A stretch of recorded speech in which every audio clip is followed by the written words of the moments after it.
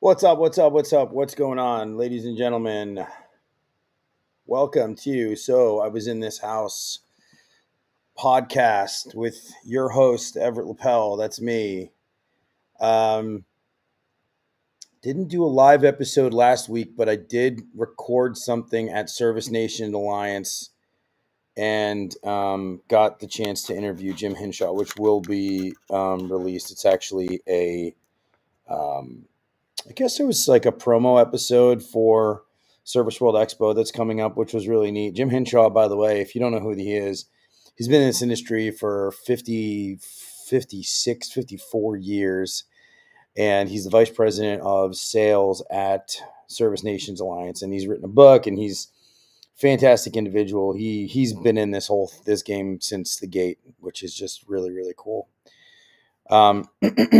Definitely enjoyed talking to him, and I'll drop that later on this week. If you guys notice, I have on the bottom right-hand side of the screen, I actually have a new sponsor. Very, very cool. My Method AI. It's actually an incredible little company. I'll talk more about it, but today I want to get to our guest, who is got a name that's probably longer than it should be, I guess.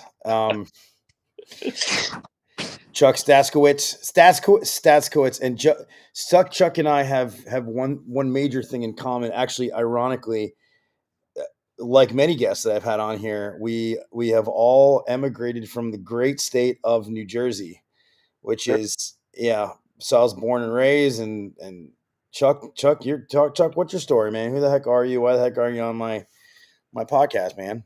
Yeah. Thanks. First of all, I mean, you've had some amazing guests on here, and I'm honored to be in the crowd of one of those. I mean, talk about some people that have been on, in it from day one. I've seen a lot of your guests, and you've had some amazing guests on the podcast. So again, I'm incredibly honored to be here, and almost don't feel worthy. You are very, very worthy, my man.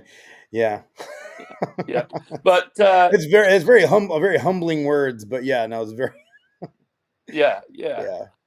So no, I mean, I started my journey in plumbing about 25, 26 years ago, Bergen County, New Jersey. I worked for a big company there, JT O'Brien. They had the PSE&G account back then, Tell and everybody what PSE&G is, because not everybody yeah, that's listening knows necessarily what PSE&G is. yeah, public service, energy and gas. So it's your power and gas bill basically in on the East Coast. I believe it's tri-state. I think it goes further than that. But he was in charge of Bergen, Passaic, and some of Union County. So we did, Jersey City, Weehawken, Hoboken, Patterson, all North Jersey basically. And they had a program where you could, if your water heater went out or your boiler or furnace went out, you could, excuse me, you could put it on your gas bill or your gas account and pay it off over time. So it wasn't financed, like it was just went onto your account. They charged a little interest on it, but it was just on your monthly bill. So it was a really good incentive for people. But if you got that account, it was crazy. I remember when it was Hurricane Sandy came along. We did 370 water heaters in 3 days, all through that account. Yeah, it was a big account. I remember that. We Yep. did so much business during Hurricane Sandy Yep. that I remember being in crawl spaces and like, okay, so down the shore, by the way, New Jersey is the only state where people say down the shore, right? Like down the shore. Yeah. Yeah, like everybody says beach. I saw this like map and it says beach, but when you go to New Jersey, it says down like the shore. Like Yep. nowhere else calls it the shore. Yeah. Um, so there's these old houses that had ductwork poured, basically the slab of the house was poured around them. And when the water came up, and these are houses that are not even anywhere near on stilts at all, they're just way off the beach. But there was so much water, it flooded so far, and they just took on all this water, and a lot of them had like fiberglass, like ducting inside of them, and like they just completely ruined them. And I never forget having conversations with like inspectors or whoever was working on like on code compliance with FEMA and everything else, and them saying, yeah, you can't put the ductwork back there underneath there. And we were like, well, it's a Cape Cod. Where's Yeah. it? No, there's no room in this house. You can't put it underneath I mean, where's it going to go? And it was a nightmare. But yeah, we made. I mean, I think most people that worked during Hurricane Sandy. I mean, there were a lot of shady companies out there too. Like PSE&G and your company you had to be super duper squeaky clean in order Yes. to work with PSE&G. You had to do everything by the book. Everything had to be code compliant, and but yeah. So anyway, so you worked for that company, and then you did the great migration out of New Jersey. Yeah, I was not married, no kids, didn't want kids, living in, right next to New York City. And I was like, man, like, what am I doing here? So I came out February 2008 for a ski vacation to Utah. And I told my friends that I was with, I'm like, I'm going to move here. And they're like, what? You're crazy. You got a great job. I was doing the side hustle. I had a business on the side, like, so like my friends are like laughing at me. They're like, no, you're not going anywhere. 6 months later, I was out here. Hmm. I picked up my 2 bedroom apartment, bought my first house, sold everything that I could, and packed my tools and came out here and haven't looked back since. Really. Mm. Yeah. And so instead of working for somebody, you decided to open up your own shop out there. Yeah, well, no, at first I was like, you know what? I'm tired of the hustle. I didn't know anybody here, so I couldn't do side work, right? Like it was hard to do at first. And I was like, I'll just work for somebody and I'll ski 50, 60 days a year, like and that was short-lived. So from 2008 to 2011, I worked for a company. Started to get to know people around here, this and that, already doing side work, already hustling. And they fired me because of my attitude, and I was put up against the wall. I'll be honest with you. I'll never forget it. I was about to have my first child, and they fired me 2 weeks before Christmas. She was due in July, and they fired me 2 weeks before Christmas, and I actually went and got another job with Service Experts, right? Everybody knows Service Experts. They're in every state. And it was still coming out of 2008. So the last great recession was in place. And I took a job and a 10-year master plumber at that point. Tons of experience, tons of side hustling, very good. I was consistently top 4 in sales out of 15 plumbers at a company out in Utah. I did very well at JT O'Brien, and I took this job with Service Expert. They started me at $17 an hour. And I said, you know what? I need the benefits. I need the work. I was like, I'll take it. Right. So I started that, and literally I was like, I'll give it 90 days. I went in, and just like most good sales guys, I was tracking my numbers. I was tracking everything. And I went in there. There was like 3 or 4 of us in service. No one else was doing boilers. No one else was doing drain cleaning. So I built those 2 departments for them, and it did well in the first 90 days because they had the calls. They just had no one to do it. So I remember sitting down for my 90-day review. They're like, "Oh, Chuck, come on in. We want to see how you're doing and just say thank you. You've been doing fantastic." And they're like, "Yeah, you're doing somewhere around 720 billable hour." And this is in 2011. I was like, "Yeah, you're close." I was like, "Oh, probably 737." And they're like, "Yeah, that's amazing. And we want to extend this awesome opportunity for you," and all the BS, right? And they're like, "We're going to offer you $19 an hour." I said, "Look," I was like, "I got to be at least where I was at when I left Jersey." I was like, 25 an hour plus, some sort of spiff, some sort of profit share, something, right? Like, I know what I'm doing for you guys. I was like, "What's the next guy at?" And they're like, "Well, he's been here for a long time." I'm like, "Look, his billable hour is what, 250?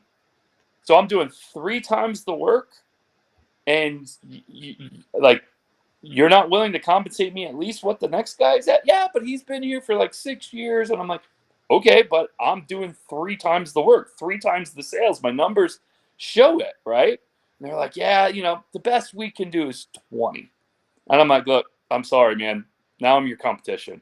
And I went out and bought a $2,000 old beat up van and started, got my business license, and that was it. I didn't look back. Wow. Yeah. You were able to get your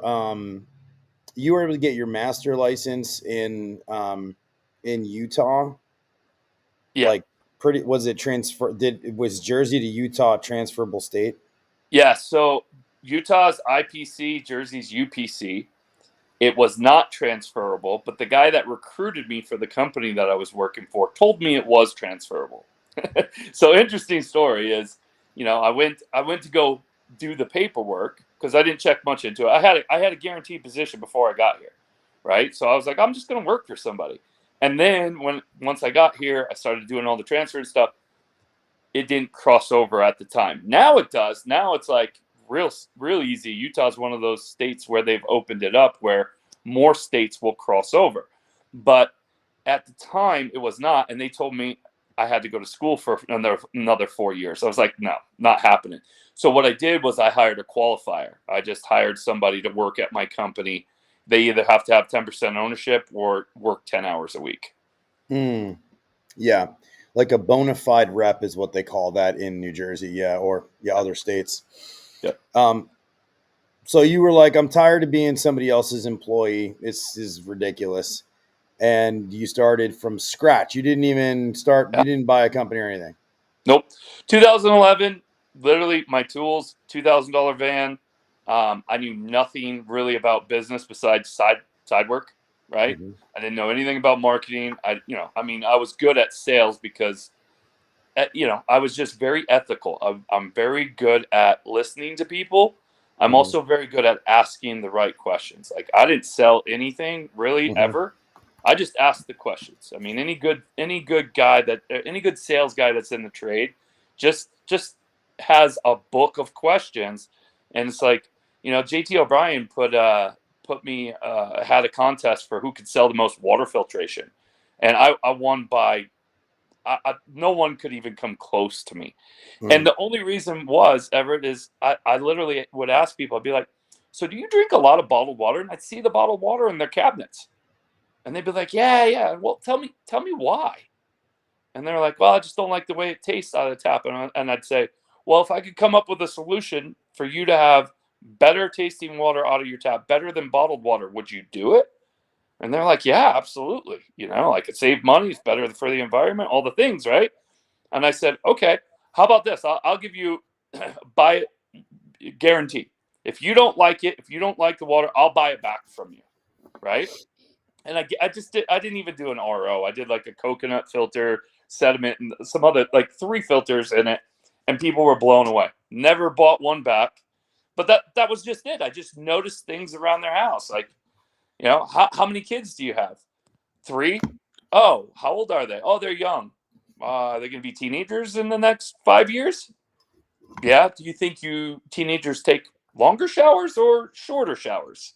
Right? Just little things like that. Like, Yeah, you have a certain je ne sais quoi, and I've noticed this with a lot of different successful people, myself included. In one of those things is like, the way you ask something comes from a place of command and authority, and it's not, like there are certain people that would ask that and they'd get no response, they'd get no buy-in from the person. But when you can ask these questions with authority, it's a different animal. Plus, you also believed it. So actually, let me ask you a question. But going back to Jersey, because you guys were in the Worry Free program where you had to go yeah, in and like do all the repairs and stuff like that. yep. So there was because you were doing what, Bergen County? Were you in Hudson County? You were probably if you were in Patterson, you were in Passaic County. Yep. What was the scariest situation you were ever in?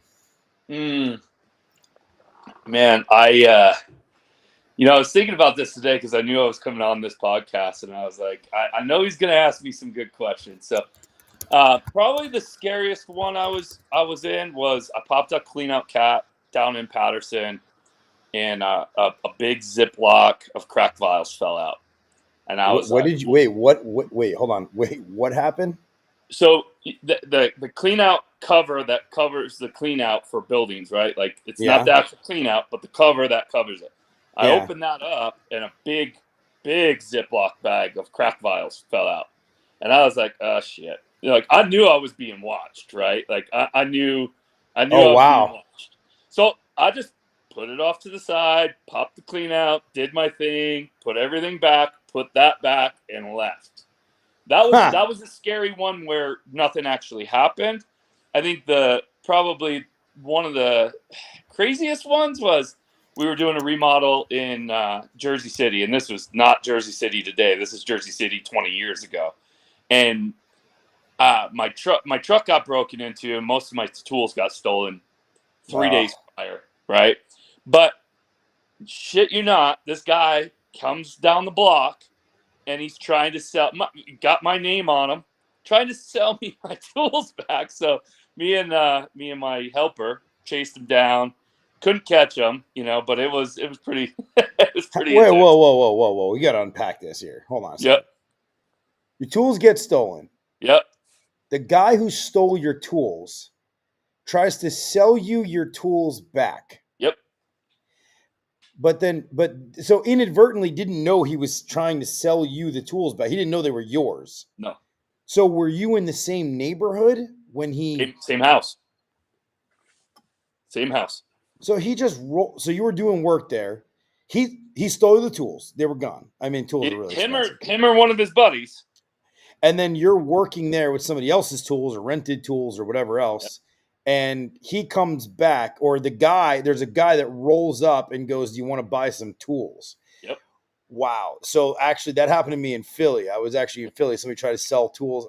It's crazy. Like, they weren't my tools. Somebody wasn't trying to sell my own tools back to me. That's crazy, dude.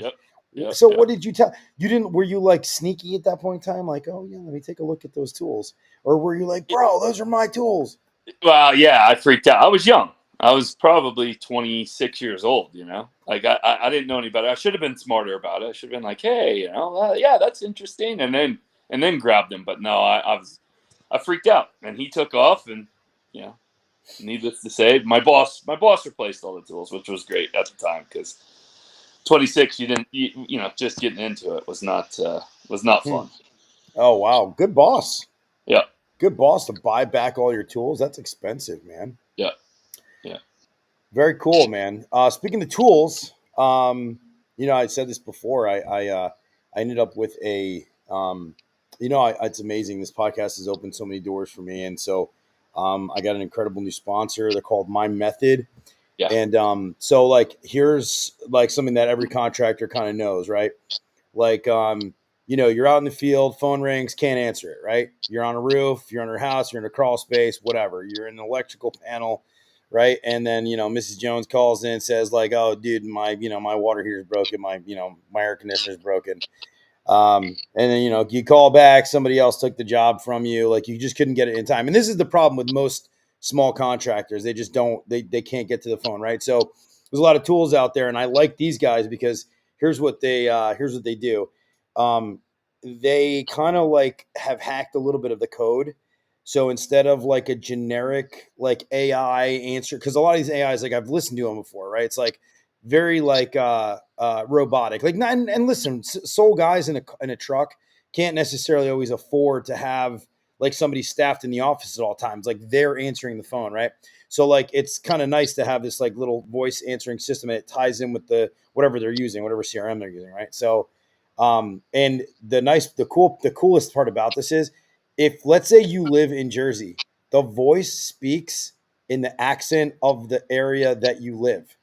yeah. That's pretty cool. So yeah, and so it's pretty cool. And like so, this company kind of builds like specialized like AI sort of employees for the company, books appointments, and then does like there's like a follow up feature there where it can follow up on proposals and stuff like that. It's really cool for a small business to try to get a chance to get ahead.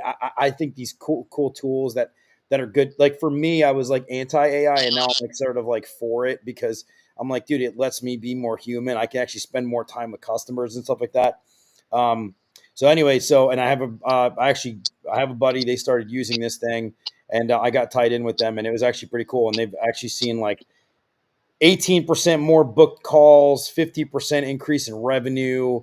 Membership sales went up.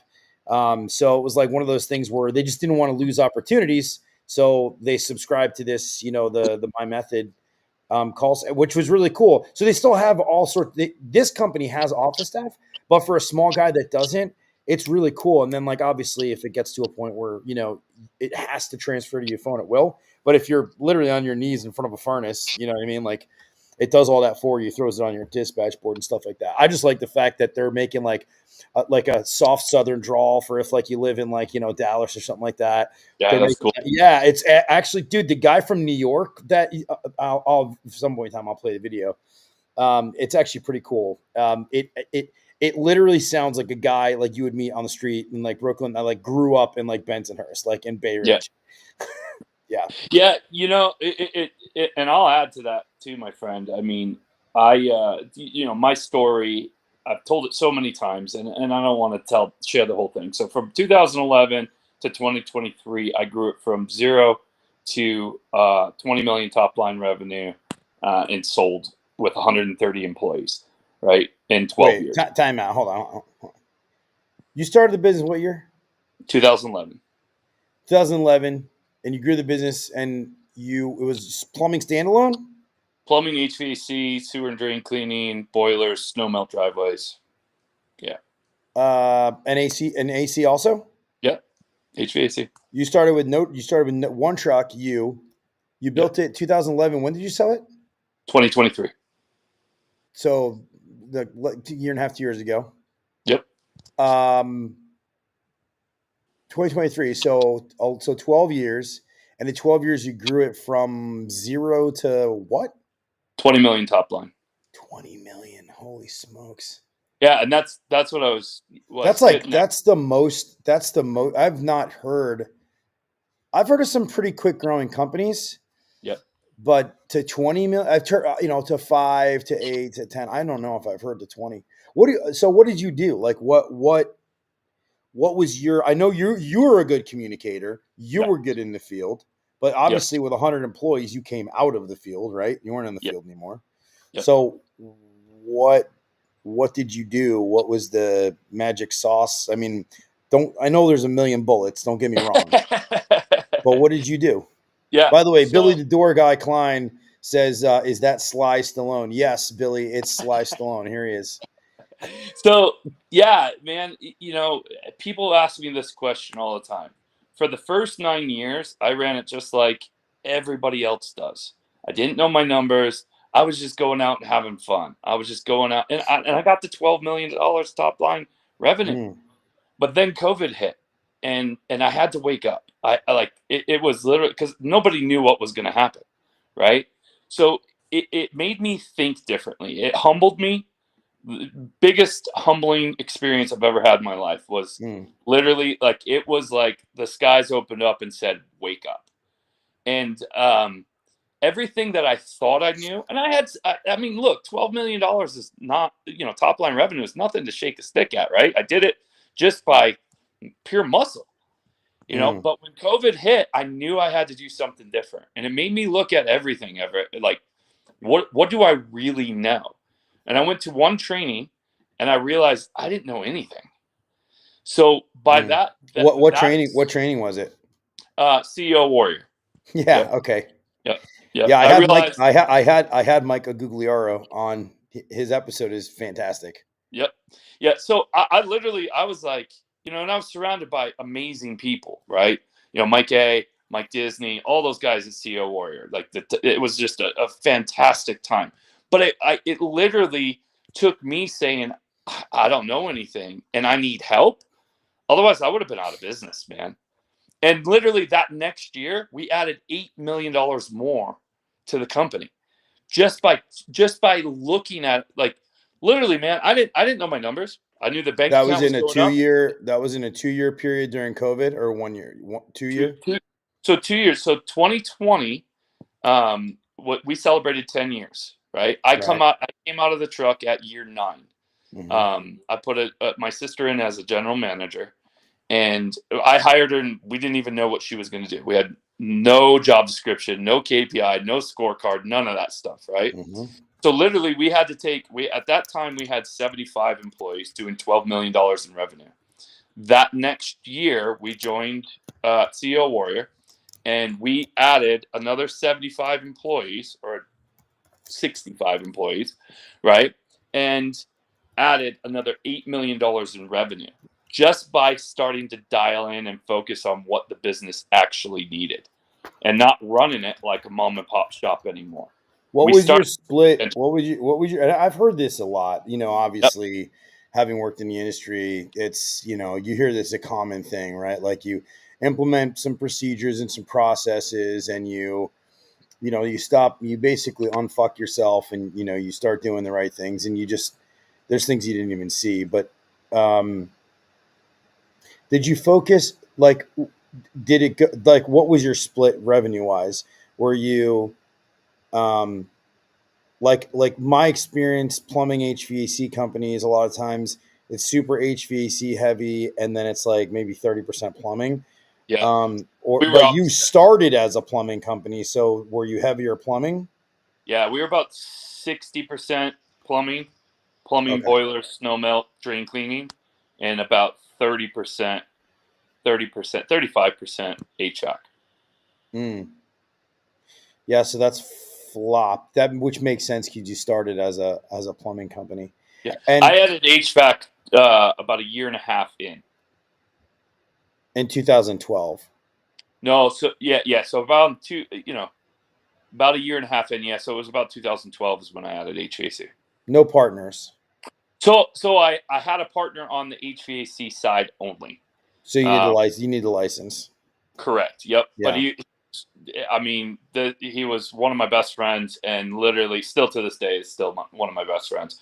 I mean, dude, that's where we grew it, right? Like we grew it together, and we had a handshake deal. I tell this story all the time. Like I paid him millions of dollars off of a handshake deal. We had nothing in writing. So I'll tell you guys, don't do that Yeah, because yeah, there's not a yeah. lot of people that were honor that commitment. Wow. Wow. Okay, but so, and like, I've had mixed feelings about this, right? But like, sometimes it's like, well, don't get into business with your friends because blah blah blah. But then it's like, but you could trust your friends. You know what I mean? Like, and Yeah, you got to set the precedent. Like, make sure like the relationship doesn't change no matter what. But the problem is money's involved, right? So it becomes, uh, look, I'm a very ethical person, right? But I know this from there wasn't a moment in time through the whole time we were partners, probably over 10 years. He honored his commitments 110%. So it was like there was no way I wasn't going to honor mine. And like so he had his own company. He was a 1099 essentially. And that's where I say we had a handshake deal, right? mm, Like there was no business plan in place that said he had this percentage or anything like that. And when we sold, they bought both companies, right? And they basically were like, it's up to you guys. You guys figure it out, right? Like yeah. they didn't want to get involved Is with he any of is he that. happy with how things shook out? Yeah, yeah. I mean, so we bought a fireplace company as well, and we tucked that in, but we didn't sell that with the whole thing. So you And that still own a was above, fireplace company? yeah, we owned a fireplace company, and that was above the 20 million. So we're doing about 2 million with that No, as I'm well. saying you still operate a plumb. You still operate I don't, a I don't. fireplace company? Nope, No. he does. He bought my shares out. We went in 50-50 on that, and he bought my shares out, and he's still running that HVAC, or sorry, fireplace company. Mm. Does he like it? I mean, he's a little bit younger than I am, older kids. So yeah, I mean, his son's working with him. So it's he's in a different stage in his life than I am. I have young kids still, so for me, it just didn't make sense. And I wanted to do something where I could, help bigger. I wanted a bigger part in the industry because I love this industry, man. I love like my son's 8, and he will know plumbing. Whether or not he does anything with it, I don't know, but he will know it, right? Like he's helped me many times, even though he's 8 years old. Just not the time for me to have a business with him that young, right? So that aspect, but I still want to. I want to help bigger, right? Like I don't want to just help my family, right? And pass it on just to my son. I want to take what I've done and the experience that I have, and more importantly, I want to share with people the things that I did wrong so they don't have to do them, right? That's what my goal is now. Like I love this industry. This industry changed my life, man. I would have been dead or in jail. I was actually voted most likely to be dead or in jail by the time I was 20 in high school. So plumbing literally changed my life, and I want to give it back. Not in that sense. I don't want to own a company and employ people. I want to give back to other owners so that message can go further, and so I can impact that many more lives. So, so hold on. Wait, what high school did you graduate from? Ridgewood High School. Oh, you went to Ridgewood. Hmm. By the way, for those that are listening, Ridgewood's freaking really nice. Yeah. Okay. Ridgewood's a really nice North Jersey suburb, commuter city. A lot of these guys, they commute, Wall Street people, go to Manhattan. It's a beautiful town. They got a nice park there. It's like, like a piazza style. You walk up to it and you walk around with your girlfriend, maybe in your junior year of high school. Maybe that's But what you but I do. was I was the guy that rented an address there so I could go to the high school, bro. I Oh, was that guy. yeah, that makes sense now. Yeah. Yeah, I actually spent many nights just hanging out at that park up there, and that's so funny that we've crossed paths at this juncture in life, but we kind of stem from there. By Michael Vanitis too from Rhino, he also Yes. grew up there. Actually, he grew up in like Garfield area, I think it Yep. is. Yeah, Yep. so funny. Yep. So you want to give back. You're doing this now. You're helping other companies. Um, you've had a lot of success, but like, I mean, what have you gone like?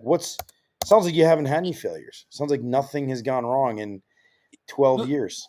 Yeah, look, man, there was lots of failures. I spent a lot of time and a lot of money doing things that if I would have known better, I wouldn't have done, right? hiring the wrong people, not having training for these people, turnover, all the things, right? But Mm-hmm. more importantly than anything, like you asked me before, what was the first thing that I did once I had that aha moment? And Mm-hmm. it was literally like I had to understand my numbers.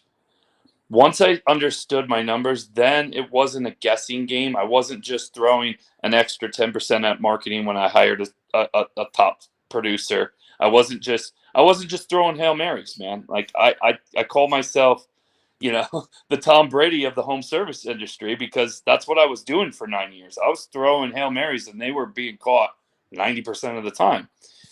But I could, like, imagine this, right? Like, it took me 9 years running it like a mom and pop's place, and I had success, and I got to 20 million top line revenue in 12 years. Imagine if I knew what I know now, if I would have implemented it in year 1 or 2, where I would be now. Like, there's no doubt in my mind I would have been a 40 or 50 million a year company or more, just because contractors, plumbers, HVAC guys, electricians, all contractors, right? We're really good at doing the work. Really good at it. You know what we are terrible at? Running the business. We're terrible at collecting money. We're terrible at marketing. I'd say you're pretty good at sales, right? Terrible at operations. Terrible at asking for help. Like, contractors are some of the most stubborn. Me included. They don't put their hand up when something's going wrong. They try to figure it out themselves, and that's what costs them money and time. More importantly, time, right? There's so many resources nowadays, right? You're not alone. Now, be careful who and what resources you're going for, because there could be some bad ones too. But man, in this world today, not forget just YouTube, just the network you can build just by knowing the right people, and getting around the people that have done what you want to accomplish. Like, I had a guy that approached me the other day.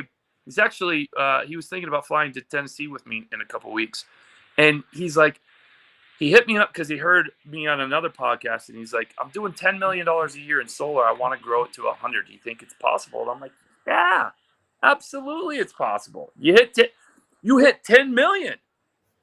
You probably never thought that was possible. Mm. So again, it's I look back at it, understanding my numbers had to come first, because then it wasn't just the Hail Marys. I was still throwing Hail Marys, but it was very strategic at that point, because now it was like, okay, I have X amount for this and X amount for that, and I don't have for this. And it helped more so with cash flow than anything. Plus, now I was bankable, right? And now I could start playing with the bank's money and leverage that. Like, Mm. that's a lot of these contractors that are out there, like, still old school, and they only buy something on cash and this and that. I'm like, man, that's great, and it feels good at night, and you probably sleep really well. But I promise you, at some point, you're going to have a cash flow issue, especially if you want to scale. Because if you can't scale by paying everything on cash, right? Because you're just throwing it all back into the business. So protecting that cash flow, and look, my payroll was $700,000 a month. That's a lot. That's pretty crazy. There's actually a global enterprise that's been around since like the 19, I don't know, 50s, 60s. That is and it's a different industry, right? So it's totally different. But their philosophy is that they're completely debt free. They buy everything on cash, everything they do. You know what company that is? It's an international tool company, Makita. Oh, really? Makita is completely and entirely debt free, cash. They do everything. They don't borrow anything, from what I understand. Now that could change, obviously, but yeah. Speaking of equipment companies, I actually was lucky enough some months back to partner up with a VRF HVAC manufacturing company. They're like a manufacturer distributor. They have locations all over the country. They make really good products. Apparently, people really like them. They made this little video here. Cooper and Hunter's new peak unit runs efficiently up to 19 SEER 2 with BTU capacity that ranges between 18 to 55,000 for indoor and outdoor units. Compared to a traditional gas furnace, Peak's revolutionary design is ready to step in without a hassle thanks to its adaptive multi-voltage. True high-performance hyper units provide a 100% heating output at -13 degrees. Looking inside the unit, the new M-Coil is highly efficient and provides a better airflow that reflects in a higher static pressure. Our Smart Kit is included, giving you access to control your device from the comfort of your phone. Peak stands for powerful, efficient, auto voltage detection, and quiet. To learn more, visit our website or talk to your local distributor. Cooper and Hunter, addicted to comfort. I kind of run this. I kind of run this podcast the way that like they used to run like TV shows, where like the TV show would be live, right? And then like they'd roll, it's roll, record.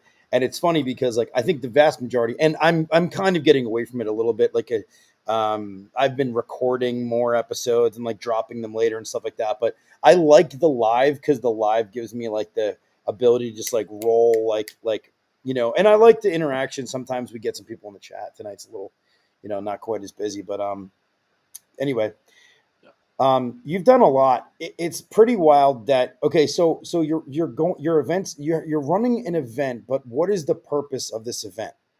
Yeah, we're doing an event October 3rd and 4th in Mentor, Ohio, just outside of Cleveland. Beautiful, right on Lake Erie.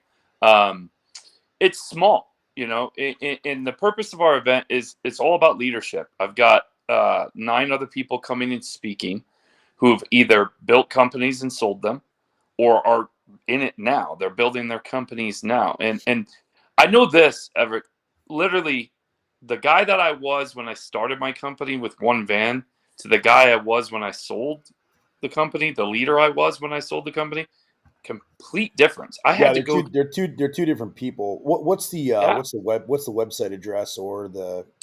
Yeah, you can find it on. Hit us up at opusgolds.com. You can follow me on Facebook, Chuck Staszkiewicz. Easy, very easy to find. opusgolds.com. Yep, opusgolds.com. So tell me about Opus Golds and what is happening there. What's the purpose of this organization? Yeah. So when me and my sister, so when they bought the company from me, they didn't want my sister to stay on, right? Too high of a salary, whatever, right? So we were like, hey, we work really well together. We've taken this company that had, 75 employees, almost doubled it in size, added $8 million in revenue. We turned it around, literally had 0 systems and processes. Like, we were a mess, man. And we turned it around together in 3 years and sold it.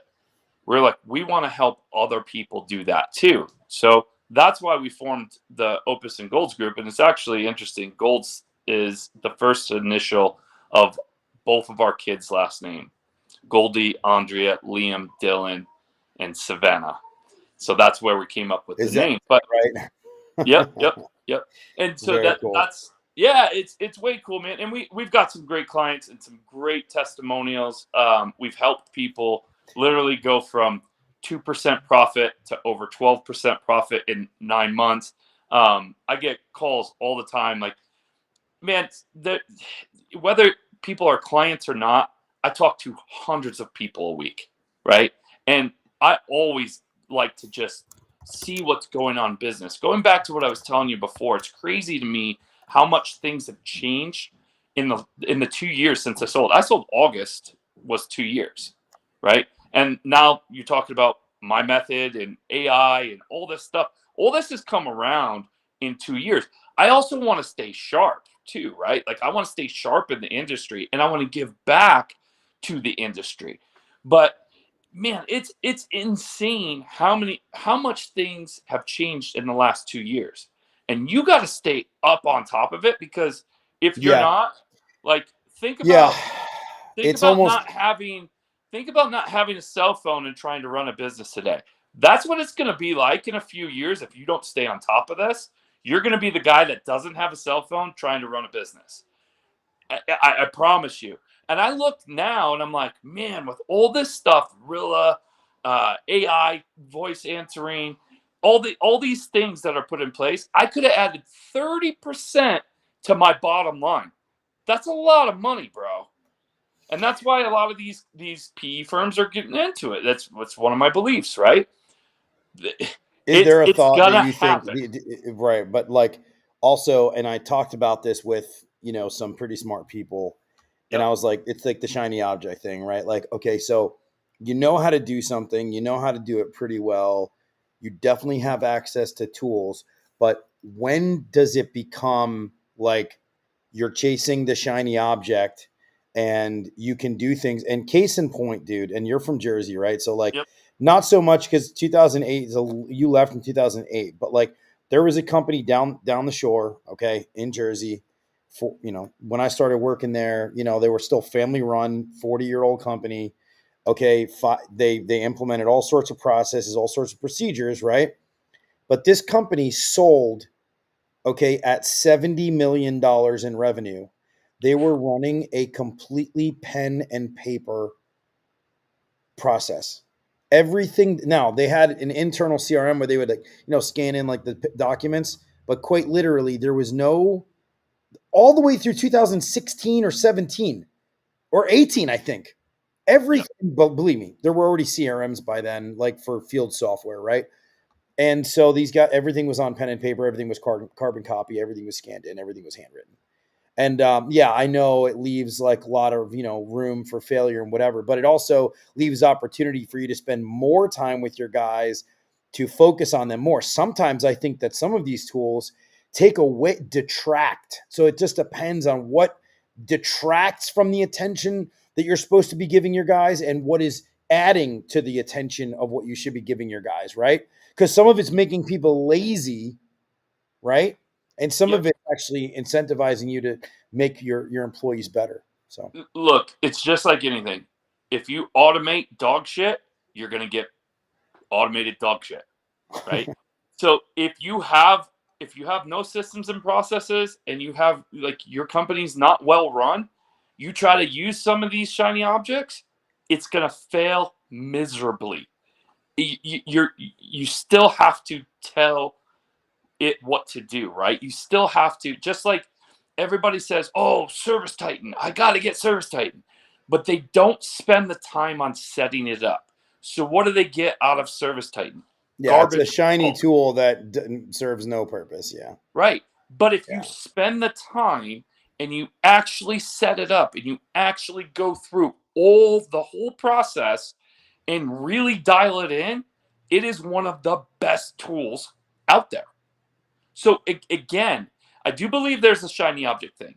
You got to know when is the right time to add the tool, but you also have to spend the time to know what the tool does and give the tool the information so it can perform its best. Don't operate it with a half charged battery. Give it 100% charged battery. Yeah, I totally agree with you there. Yep. Let me ask you this: what is your biggest regret in this journey that you've had? Man, I have zero regrets, because everything that I did and everything that I went But if you through, had to regret something, like what would that be? probably not not getting humble sooner, right? Thinking I knew it all and I didn't need any help, and just going at it myself. And I had some great success. But I constantly reflect back without regret, constantly reflect back on that, and I'm always like, man, I would have been way further, right? So know your limitations, man. Like, I never claimed to be the smartest guy. I was really good at hiring people way smarter than me to do the things I didn't want to do. Mm. I saw a post from Dan Antonelli today. Dan Antonelli, does branding for Yep. Kickcharge Creative, and he brands people's businesses in a way that's so profound. And um, he he posted this stitch.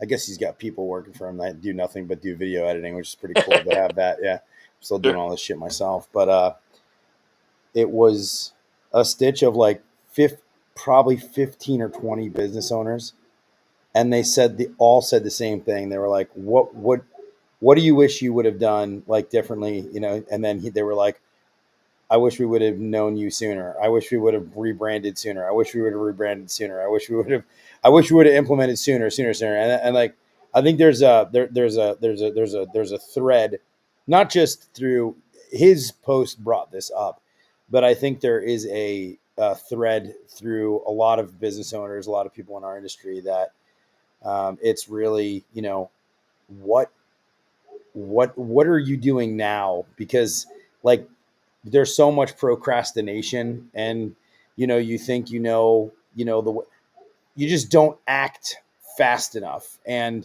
one thing I've learned, and I'm reading like this book right now, it's blowing my mind about how quick, like high level people, like how fast, I've met high level people that everything is really like slow and deliberate. And then like these super high power people, they move fast, dude. They make decisions really, really quickly.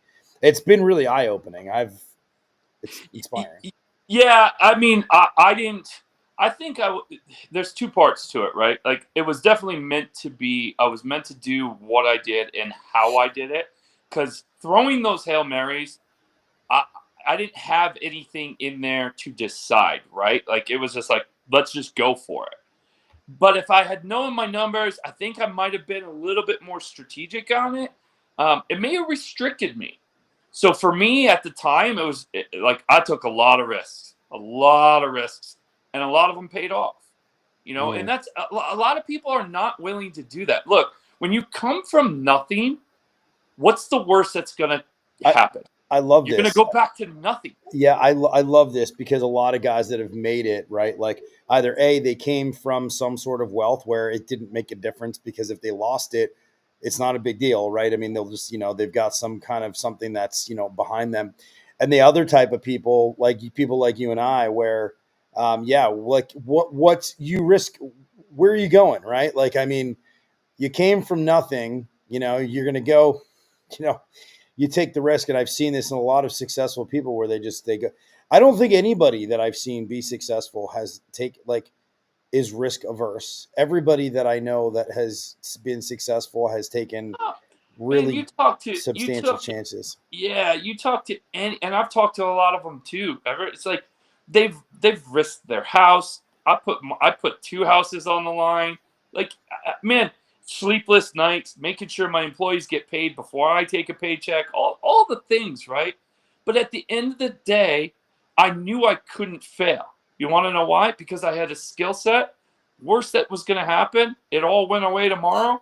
I'm working for a guy, tracking my numbers again, sitting down for that 90-day review and making another decision, right? Like there, even right now, it all goes away tomorrow. I'm not afraid. I'll start another one.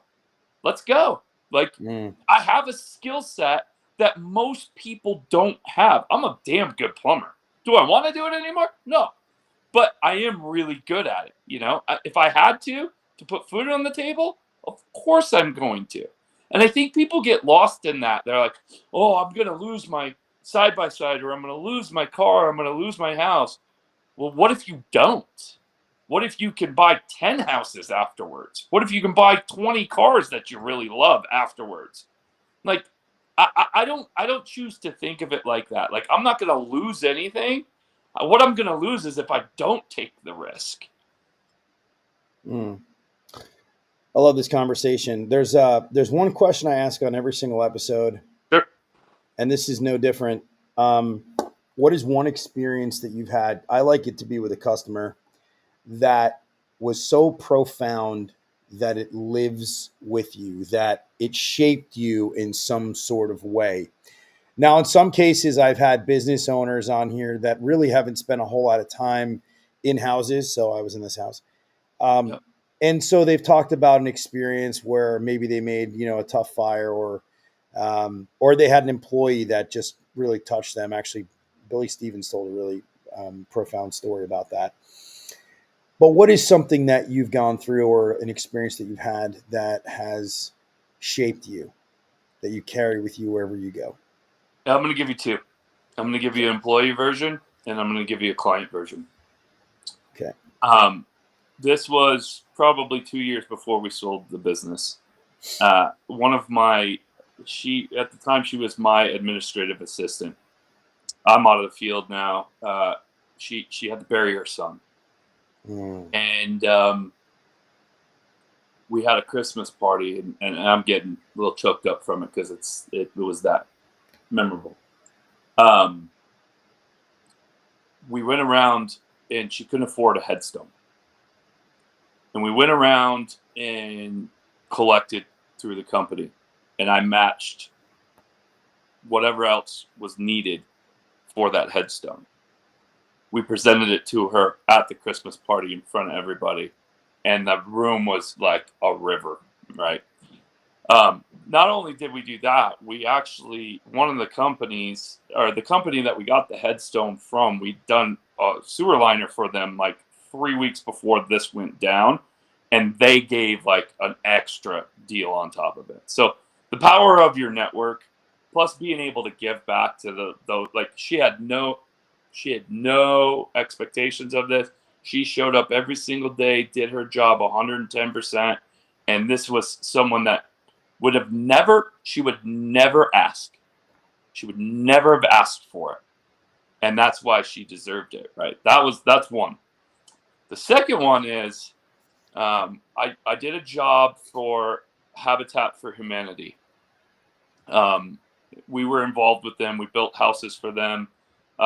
These super efficient, low energy, low cost homes. But what they do is they go and they try to help people that are literally like they can't afford anything, right? And like they have zero credit. They literally can't get a loan at 50% interest, right? Mm-hmm. They won't qualify for it. While I was building these houses, they came to me and said, we have this lady that her mom just passed. She took on all of her debt, maxed out all of her credit cards. She's trying to save the house that she grew up in. Would you take a look at this boiler system? She had 3 other companies come out, and they all tried to hose her. On it. And so what I did, I said, absolutely no problem. And normally with Habitat for Humanity, you get paid. You don't work for free. Oh, I went out there, and literally they told me, they're like, she's not bankable, even through Habitat for Humanity. And I said, that's fine. I said, I'm gonna use my resources, and we're gonna get you taken care of. Anyways, so I went to my supplier. They donated the boiler. They donated the indirect heater. I donated all the labor. We got her up and running, and she didn't even know that it was happening. It was, when we were done, we were like, thank you. If there's anything else we could do to help you save your mom's house. That's not just the end of the story. She literally went on and wrote a review that was like 3 pages long. I got probably 50 jobs from that one review alone. That's not why I did it. But it was an amazing experience, man. And I think more people need to focus on that. They're all focused on, let me market in next door, let me get on Google, let me get on AI, whatever, right? Let me market, let me go to the home shows. Look at your community. There are so many opportunities for you to give back, but don't just give back at no cost. Like, do the job for free. Help someone out in need. Video it. Get the news involved. These stories and these type of actions that you will do in your community will be the best marketing that you have. Hands down will be the best marketing that you have. Forget Google and all that stuff. Just do it. Just look for the opportunities. So one last one. I was listening to NPR on my way to work about 5:30 in the morning. I'll make it real brief. They had a story. The lady had such severe allergies she couldn't go outside. right? The state put a monitor in her home to monitor the air quality. I called my marketing director at the time. I said, listen to the story on NPR, find out who she is. Let's get her the best indoor air quality system that we can installed as fast as we can for her for free. We did the work. The state monitor showed the improvement in her home. She was able to breathe better. Like, and they're they're everywhere. This is the best marketing you can find. Wow. Very insightful. Love it. Chuck, appreciate you, man. Any last words before we I can't believe it's an hour already. That's pretty cool. Anything else you want to say? You said you've got this event coming up. Go to opusgolds.com, opusgolds.com. You got all the information there. Chuck, your name is way too long for people to follow you on social media. It's like Staszkiewicz. So yeah, Chuck, people can follow you on social media. It's STASZK. Go ahead. You spell it. IEWICZ. Yeah, hit me up on social, DM me. If you go to opusgolds.com, you can book an introductory call with me. It's a 1-hour session, free of charge. Contact me. Don't be the contractor that doesn't ask for help. Don't be the guy that tries to just figure everything out for themselves. I'm not asking you to sign up for anything. I'm not selling you anything. I love having great conversations. Reach out to me. Great job. All right, I'm going to sign off here, guys. Just make a couple announcements here, Chuck.